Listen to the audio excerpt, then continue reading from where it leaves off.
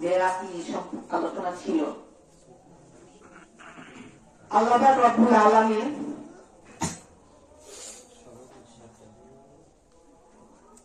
সাল্লাল্লাহু আলাইহি ওয়াসাল্লামকে সান্ত্বনা হিসেবে মিরাজ নিয়ে গিয়েছিলেন।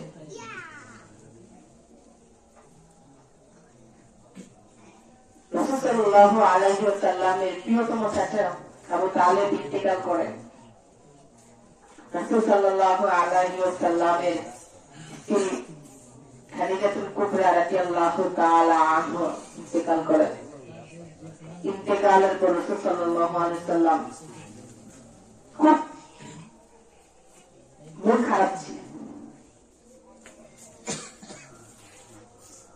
আল্লাহ পাক রব্বুল আলামিন তার রাসূলকে সান্ত্বনা দেওয়ার জন্য মেরাজে নিয়ে যান। আমি কত সময় বলেছিলাম যে মেরাজে গিয়ে রাসূল